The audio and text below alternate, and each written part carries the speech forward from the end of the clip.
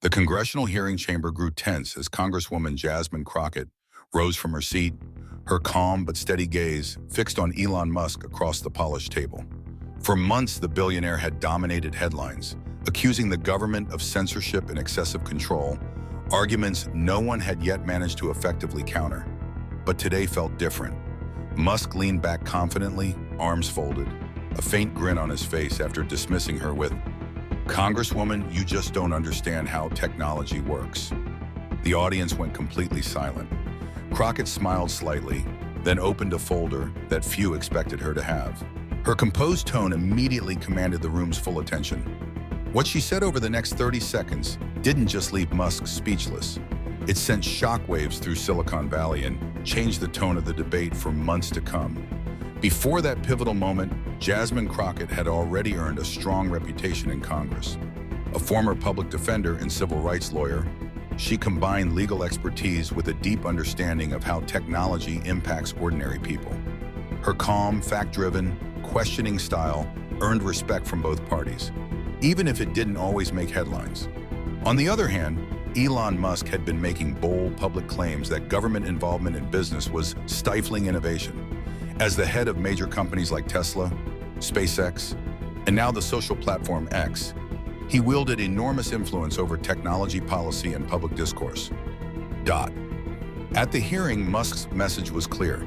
Congressional oversight, he argued, was an attack on innovation and free speech.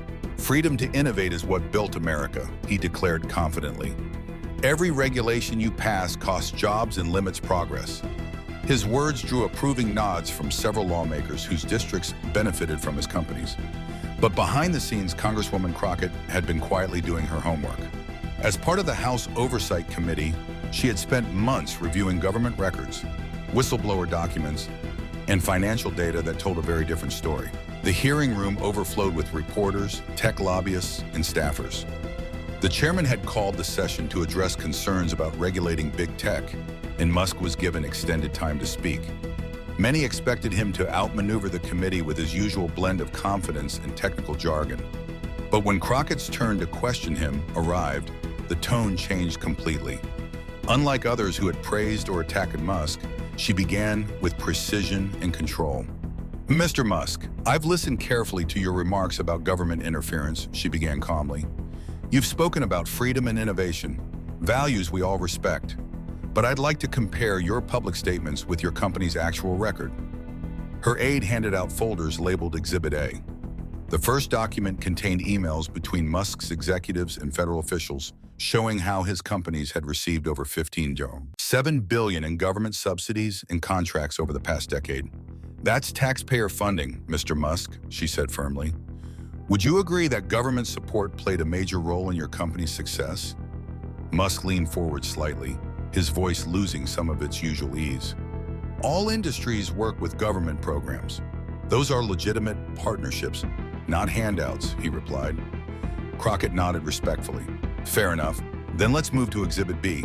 This set of papers showed Musk's public criticisms of the same agencies from which he'd requested funds. "You've called regulation the death of innovation, yet your teams repeatedly lobby those same departments for grants. How do you reconcile that?" The room grew still as Musk adjusted his tie. "It's not contradictory to work within the system while trying to improve it," he answered, though less smoothly than before. "Understood," Crockett said evenly. "Then let's look at Exhibit C, your company's moderation policies at X." She revealed internal reports showing selective enforcement that contradicted Musk's repeated claims of absolute free speech. When he tried to brush it off as cherry-picked data, she was ready. "Actually, Mr. Musk, these are your company's complete internal moderation reports from the past 6 months. My team simply organized the data your own systems generated." By then, the entire room was fully engaged. Lawmakers leaned in to examine the documents, while journalists typed furiously. Crockett's calm, evidence-based questioning stood in sharp contrast to Musk's defensive replies. She wasn't relying on political slogans. She was presenting verifiable facts point by point. "Mr. Musk, earlier you implied that I lack an understanding of technology." Crockett began her tone calm but carrying unmistakable authority. But truly understanding technology requires looking past the marketing and focusing on real results and impacts. That's exactly what this hearing is about. Then came the moment that turned the entire room silent. Crockett unveiled her final piece of evidence: internal communications from Musk's own companies. The documents revealed carefully designed government influence plans that directly contradicted Musk's repeated claims about corporate independence. Mr. Musk, she continued, holding up a document, this file from your strategic planning division describes what they call regulatory capture opportunities. It specifically targets agencies you've publicly dismissed as unnecessary. Her voice remained steady. In the words of your own executives, the goal was to shape regulation in a way that blocks new competitors while keeping special exemptions for your own operations.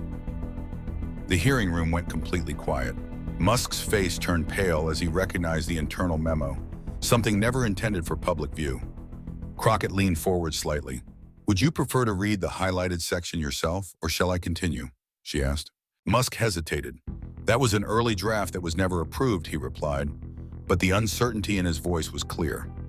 Crockett nodded politely. I thought you might say that, which is why Exhibit E includes the actual implementation reports for the past 3 quarters, each signed by you. She flipped open the document packet to page 15, showing a spreadsheet titled Regulatory Influence Metrics. This quarterly report from your government relations team ranks agencies as captured, in progress, or resistant.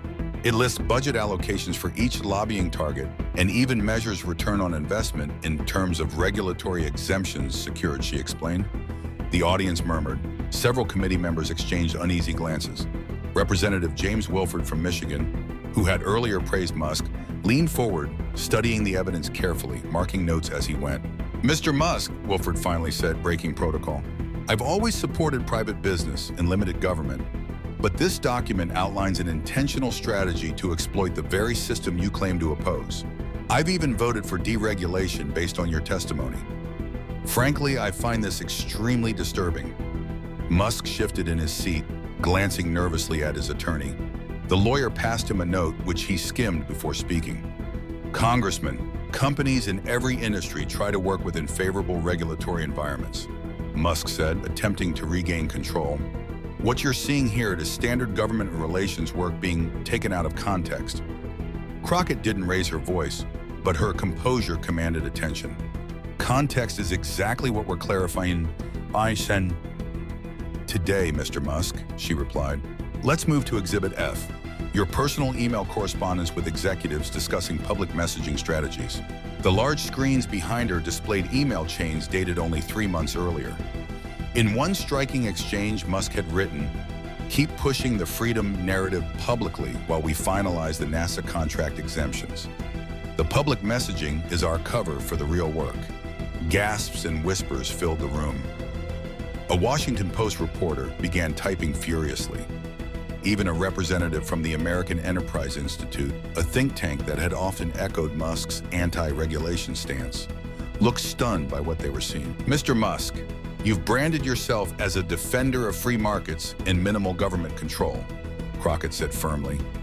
But these communications show a coordinated effort to win special treatment, secure government contracts, and collect subsidies not available to smaller companies. This isn't a debate about regulation. It's about honesty and fairness. You can't call government the problem while secretly depending on it for advantage.